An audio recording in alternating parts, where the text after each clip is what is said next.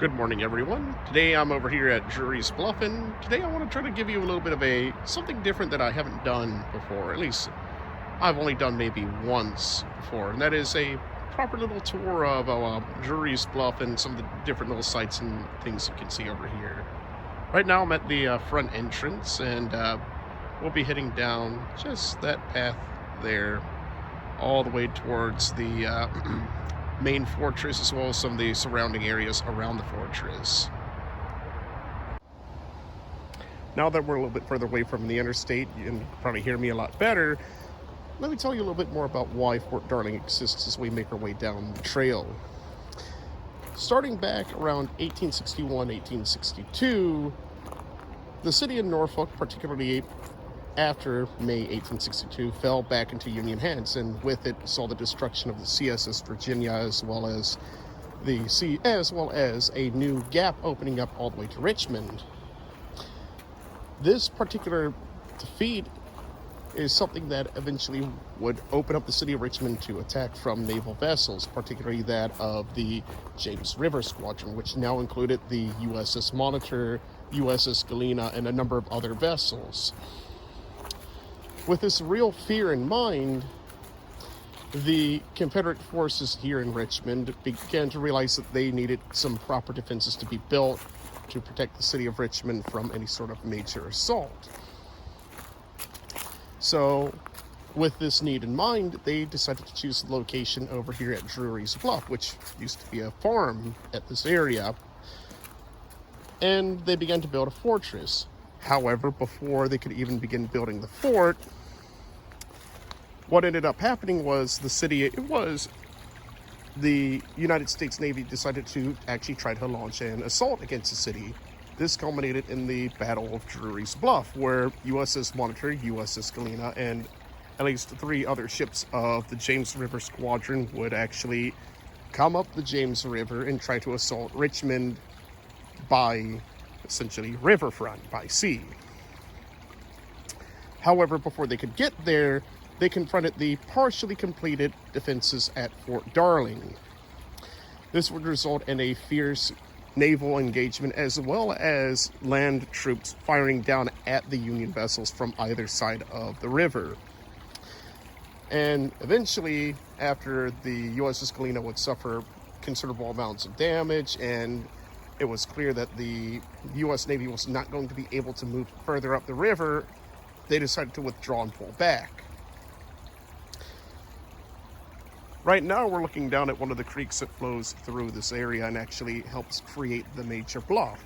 Now, it might not look very steep from up here, but this is a fairly steep drop, at least about 6-8 feet down.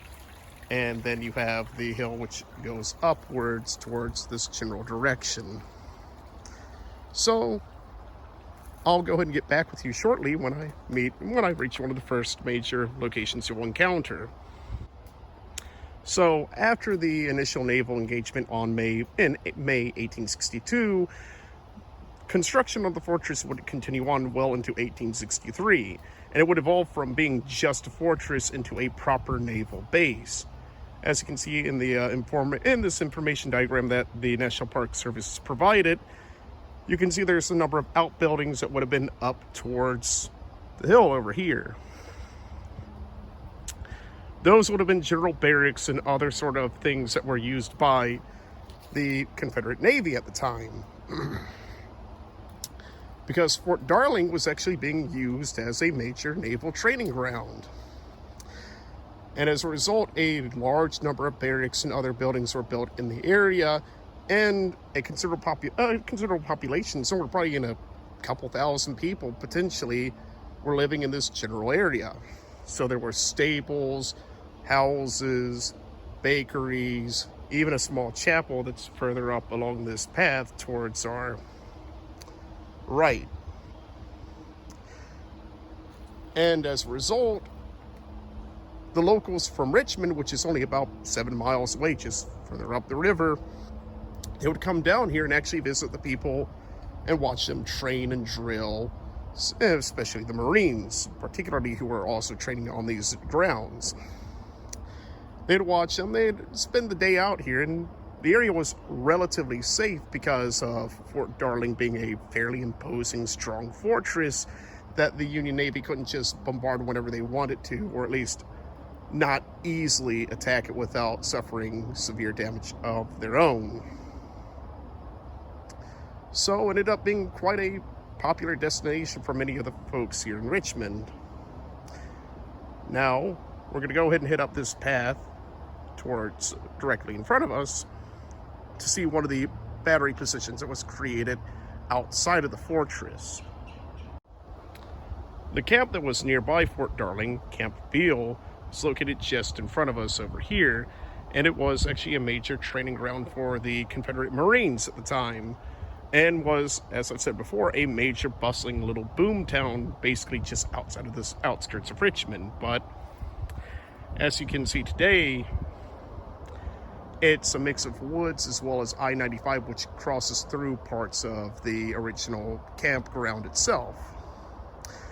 So as a result, the only thing that remains is the actual fortifications themselves, which we'll actually see by going just over here. Now, the path here is a little bit harder to see because, well, it's a more outskirts path, but as you'll see just up here, you can see where one of the gun emplacements was for the nearby camp. And just down there, you see a fairly prominent firing position that leads directly down towards the river. This entire emplacement right here would have been used as one of the gun batteries that would help defend Fort Darling as well as the city of Richmond in general. But it's not a part of Fort Darling itself, which is further up the path. Now, you have to understand this entire area around here is essentially a vertical cliff once you get close to the edge. So I wouldn't advise going much further than where we are. In fact, there's a danger posted sign just up there because this entire area is basically a straight cliff down. And if you're not careful, you can end up slipping and falling. So it's best advice to kind of stay a little bit away from the cliffs, though you can get a little bit closer, but I would advise not doing so. Also, just over here, we have one of these famous little markers that dot around the entire area, which was used to try to help promote the preservation of Fort Darling and as well as other sites around the city of Richmond. And if you ever come here to the city of Richmond, you'll see a lot of these around the place. And in this case, this one's talking about the fortress as well as the general camp that was around this area, and kind of informing people who would have been coming here in the 1910s, 1920s of what was here and what had happened here. So we're going to go ahead and head back down the path, and then we'll be heading back up and heading towards the fort proper. And here we have the main fort itself. Now, this entire part of the fortress would not have been around here in 1862, but after 1862, they would eventually complete the entire fortress. And as you can see here, it is quite a considerable fort.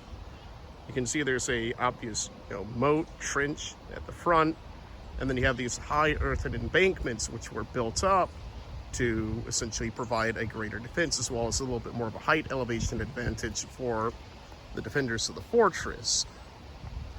Now, this angle is actually the best angle to approach the fortress because the walls are actually a lot less steep over on the side. On the opposite side, it is a near vertical drop down by another 20-30 feet towards the creek basin that we had just crossed earlier. However, before we go into the fortress, one of the other little things that was just outside the fortress was a little chapel. As I've said before, this entire area was a fairly well-populated area with about probably a couple thousand people living here at the time, not only just in the fort, but outside of the fort at the nearby camp, an encampment for the Confederate Marines.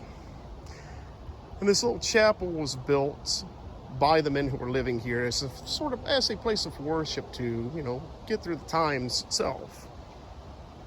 And just outside of that chapel, there would have been a little cemetery, which would have been just over in this little clearing right over there. However, none of the remains remain there today.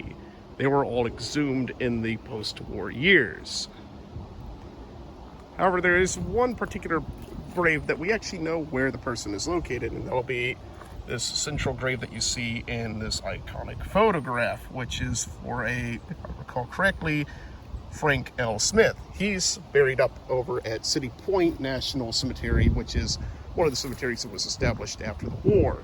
His remains were exhumed and then brought over there, as well as all the other remains that were buried here, both Confederate and Union. So we're going to go ahead and make our way over into the fortress so I can show you a little bit more around the place. Over here to our left, as we enter through the main gate into the fortress, we have our first gun emplacement, which lies just over here in this general area. However, this area, obviously enough, is closed off. So if you come here, don't climb over the fence, please. Pretty please. Don't even think about it. Now over here towards our right, which would have been the left for the defenders of the fortress, you have this elevated low platform just over here. This would have been used potentially as either a gun battery or as a position for infantry to stand up and be able to fire down at any sort of attackers that would be attacking across the open land over towards the west. And as we make our way a little bit further in towards here, we can see that the space then opens up, and then we have a few different features that become far more apparent as we make our way inside. For instance, we have the extension of the walls as well as a few other different areas around here.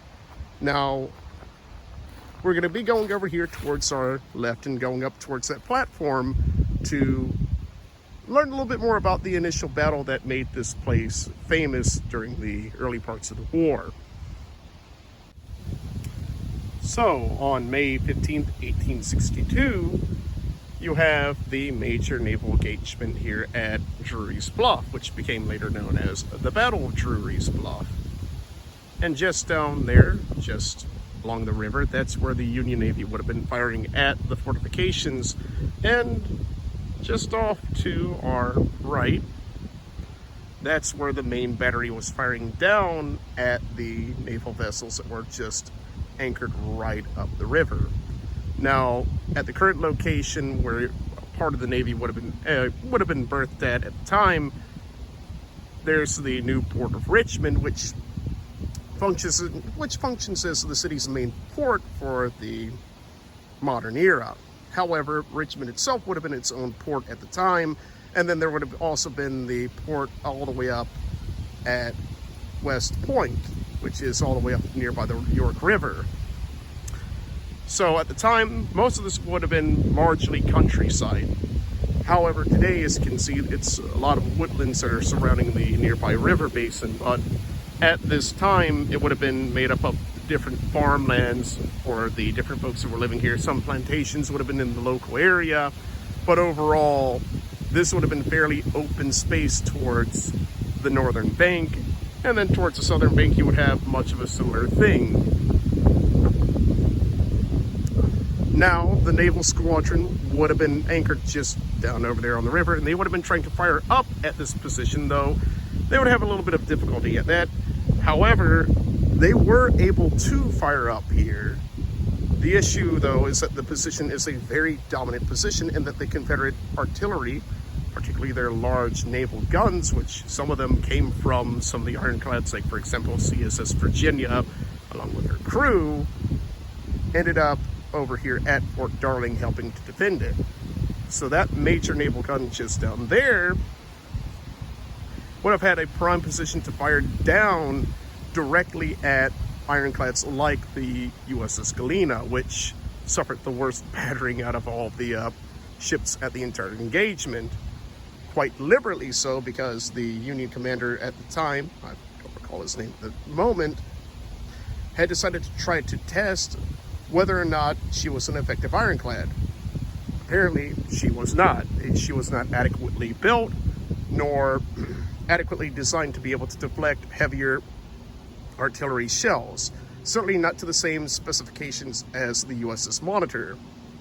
And in fact, this was a part of the proving ground for the USS Monitor to show that the design of USS Monitor, though kind of an impromptu design, was still fairly reliable and could at least hold on throughout the entire war. Which is why the Monitor design was copied and then modified and changed to what you see with some of the weird ones, like, for example, USS Onondaga, which also had sailed up and down the James River in the latter parts of the war, particularly 1864 and 1865.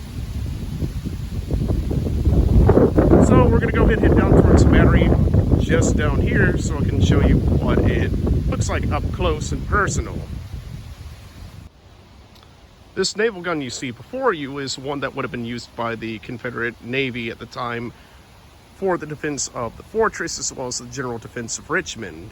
This naval gun was actually a fairly standard design that would have been used by the United States Navy prior to the war, and would have actually been built up in Richmond itself as well. In fact, some of the guns that were used at Fort Darling, potentially this one included, would have been built up in Tredegar Iron Works and would have then been outfitted and placed here at the fortress. Now, what makes these guns so devastating is that these guns are large, considerable beasts that are able to fire considerable projectiles, some of them upwards of like 100, 200 pound projectiles. In this case, it probably would have been closer to, based on the size of the barrel and the width, it would have been about a 6 to 8 inch shell coming out of that gun, firing straight down at the Union Navy at the time. Now, the current stand that this is sitting on is a metal one, but at the time this would have all been a wooden outfit with a iron plate, as you see down here, running along the top. And those rails would have held it in place as this gun discharged. And based on the length you see here, it had a considerable amount of recoil. At this time, the concept of a recoilless rifle, or at least a recoil mechanism that could absorb the firing impact of a shell, was not developed at the time. So as a result, you had to have a small running board to allow for that space to allow for the gun to go back and kick back. And this gun is a considerable large rifle, probably weighs around, I'd say, roughly 1,000 pounds. So this thing would have been discharging a fairly large, powerful shot down towards the river and down towards the Union Navy. Now we'll continue our way through the rest of the fortress, just down towards here, and see some of the normal life of what it would have been like to just live in this fort on a daily basis.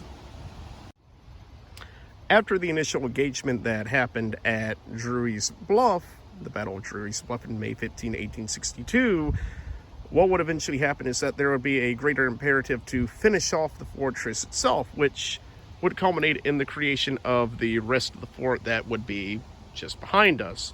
This battery here, for instance, would have been a part of the original building that would have been built at the time of the Battle of Drewry's Bluff.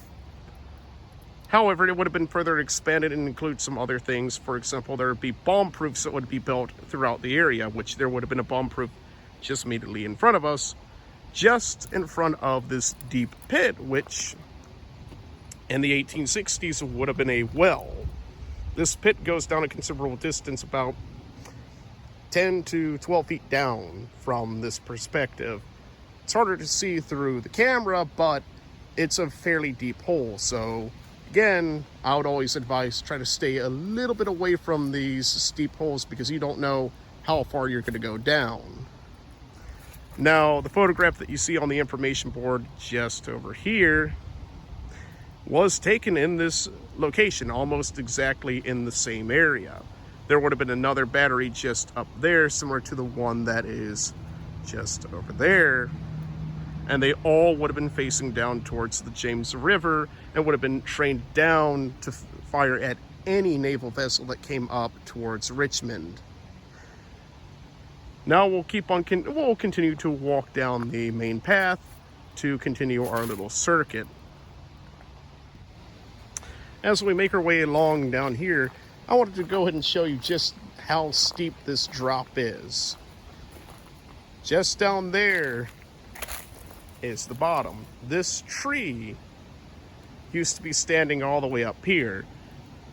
It reaches all the way down towards the bottom, and that tree is probably a good 30 feet long at least.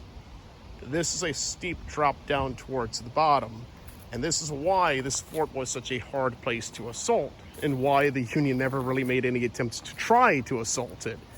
It was a steep drop down to the bottom here, where you had to first go over that embankment, drop down, and then you had to try to climb up this, which just had about, I would say, a 72, in some places probably 72 near vertical drop down towards the bottom. It is an extremely steep drop down towards the bottom of this entire entrenchment. And this is partially due to the natural terrain and partially due to the man-made construction of the fort itself, which this path runs directly on top of the fortress walls itself. And just over here, you can see some of the areas we were just at earlier. For instance, just down there would have been where the well would have been located for the fortress, as well as one of the bomb proofs that was built at the time.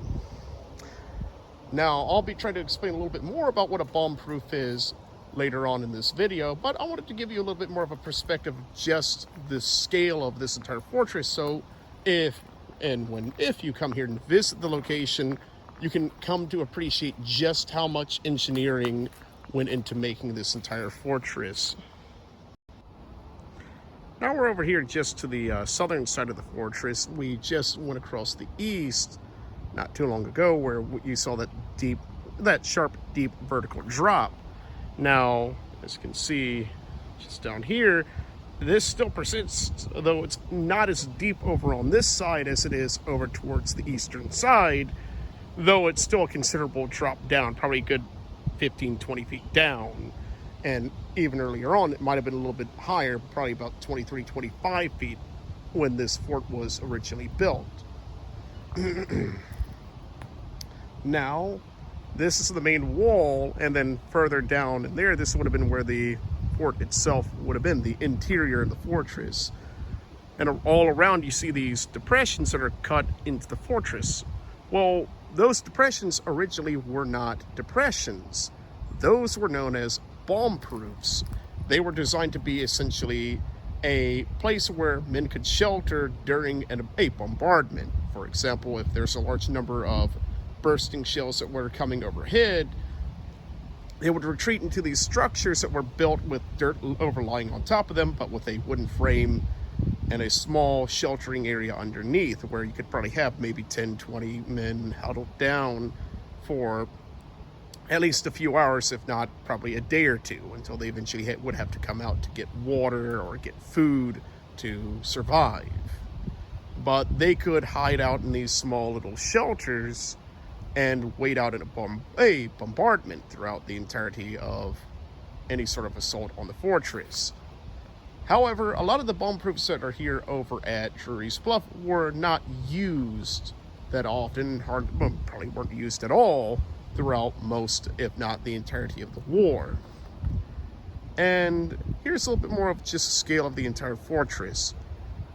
Just across the way, if you can see just through the trees, that's the one platform that we were at. That's a good 300, 400 feet away. So this is a fairly large fortress, though not the largest, but certainly a large, formidable fortress with a formidable defensive area. Now, during a situation where if they did face a bombardment, they had special areas that were built for ammunition to be funneled into there. One of these would be a covered way, which was designed to be essentially a secondary entrance into the fortress. The purpose of this secondary entrance was to bring in ammunition, food, or whatever was needed during a situation if, say, for example, the fortress was being assaulted or it was being partially blockaded. They could use a covered way, which in this case, we actually have a little bit of the remains of it, where it would have went from down there through right underneath this modern bridge it's built. But underneath, you see there's a depression, and would have went out towards this general direction and out of the fortress towards the south.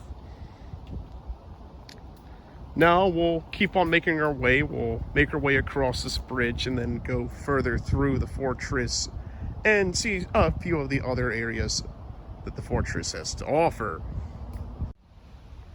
And here we actually have a notification board that actually tells us a little bit more about the bomb proofs themselves, as well as the general focus on building up this fortress. Now, the photograph here was not taken in front of us, as you can see, but it's actually taken just behind us. We're going to pass by where we had just crossed over the little covered way and over towards this area.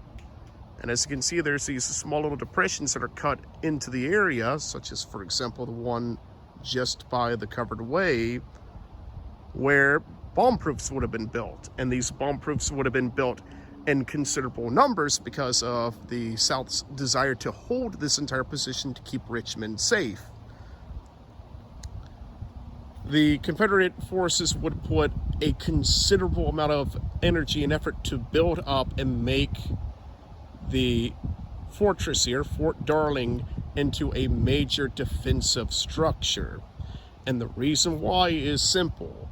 Richmond is just 7 miles up the river. If they don't do this, then Richmond is under threat. They have to put in the effort to make sure Richmond is safe. And this mentality doesn't just carry over to Fort Darling, it carries over to the entirety of the Richmond eastern defenses, which includes fortresses like Fort Harrison, Fort Johnston, and a number of other fortresses that were built by the Confederate Army, particularly under the prerogative of Robert E. Lee himself, who heavily emphasized the construction of these defenses in order to keep Richmond safe from assault. And it is a part of this here that kept Richmond from falling in 1862, because the defenses, which were built in fairly strong, sturdy locations, much like Fort Darling was, kept the city of Richmond safe from assault, and would keep it safe all the way up into 1864 and 1865, when finally, after having all of their men expended and after having suffered time and time again, the Confederacy has to abandon Richmond because they just simply cannot hold it anymore. And eventually the Union would come here and they would set up shop right in this entire general area for at least a couple of years. And then eventually they would abandon it, and then everything over here would just rot and decay away and leave what you see before us today. These large mounds where once men would have been just standing guard and defending. Today you see large mounds of earth with trees that are growing on top of those positions that men would have been standing upon. So we're going to go ahead and go to that final information board, and then I'll go ahead and give my concluding remarks. And the final board that the National Park Service has provided to tell us a little bit more about the fortress and what everything was done here. They talk a little bit about hot shot and the production of hot shot. Now, in this general area that you see around us over here, as well as behind us, there would have been a few little ovens that would have been built for the specific purpose of producing hot shot. Now, what is hot shot? Well, hot shot is quite simply heating up a cannonball to a nice red hot temperature and then firing it out of a cannon.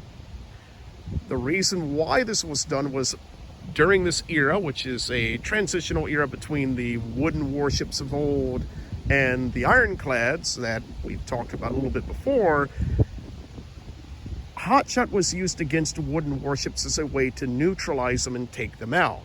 The purpose behind it is quite simple. If you heat up a round nice and red hot, if not white hot, and fire it out of a cannonball directly at the target, it will hit it, and it will be so hot that it will actually start setting things on fire. And if you're incredibly lucky, if you hit the magazine, it will set off the magazine and cause a massive explosion to take out the warship entirely in one single round. So hot shot was something that both the Confederacy and the Union implemented during this time period. Even though today we don't really think about it like that there, but this entire time period was a transitional time period between the period of sail ships and ships of the line towards the modern idea of warfare and the modern idea of naval warfare in particular. And that Fort Darling is somewhat of a reflection of both of those eras. You have, on one hand, the entire era of sail, where you have this entire idea of just cannons firing directly at the target or close to directly at the target without these considerable ranges in playing into effect. And technologies, fairly archaic technologies like hot shot, were still being used. But at the same time, these fortresses were facing up against ironclads and these new warships that were coming out. But in the end, what this showed was that places like Fort Darling and coastal fortresses in general were still quite useful well into the 19th century. And places like Fort Darling would eventually lead to the creation of other major naval fortresses throughout the rest of the world.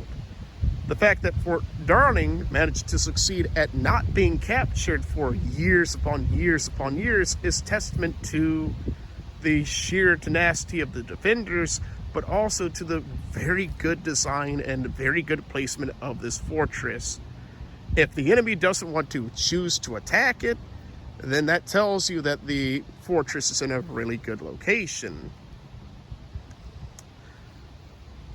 So I hope everyone has learned a little bit of something today, and if you ever come out here to Fort Darling, make sure you try to respect the surroundings around here. Try not to walk on the trenches too much. Stay around the paths. Stay in areas so that you know you won't be causing any sort of damage to any of this history that is located in the area. Be mindful, be respectful when you come out here. So I hope everyone has a wonderful day, and may God bless all of you. Ah, yes, the soothing sounds of nature. Well, I better get going.